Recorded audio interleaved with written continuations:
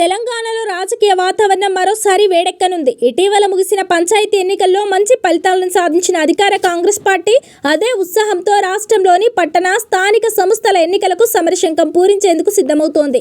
విద్యార్థుల వార్షిక పరీక్షల సీజన్ ప్రారంభం కాకముందే అంటే ఫిబ్రవరి 2వ వారం నాటికి ఈ ఎన్నికల ప్రక్రియను పూర్తి చేయాలని ముఖ్యమంత్రి రేవంత్ రెడ్డి పట్టుదలగా ఉన్నట్లు తెలిసిందే. ఇందుకోసం జనవరి 3వ వారం నాటికి అన్ని ఏర్పాట్లతో సిద్ధంగా ఉండాలని రాష్ట్ర ఎన్నికల కమిషన్కు ప్రభుత్వం ఇప్పటికే సంకేతాలు పంపింది.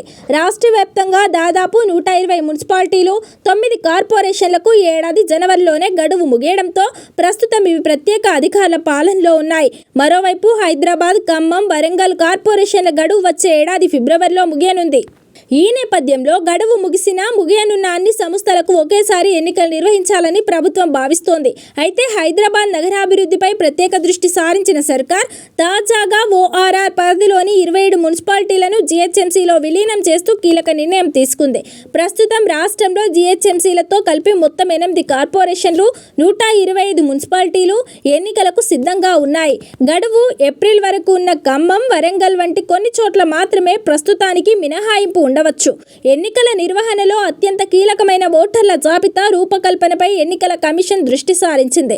జనవరి 2వ వారం నాటికి తుది ఓటర్ల జాబితాను సిద్ధం చేసేలా కార్యాచరణ రూపొందించారు. కొత్తగా ఏర్పడిన మున్సిపాలిటీలు, కార్పొరేషన్లలో వార్డుల విభజన, రిజర్వేషన్ల ఖరారు ప్రక్రియ కూడా వేగవంతం కానుంది. క్షేత్రస్థాయిలో పార్టీ బలాన్ని నిరూపించుకోవడంతో పాటు రాబోయే సాధారణ ఎన్నికలకు ముందే పట్టణ ఓటర్ల మొగ్గు ఎటువైపు ఉందో తెలుసుకోవడానికి ఈ ఎన్నికలను అధికార పార్టీ ఒక సెమీఫైనల్ గా భావిస్తోంది.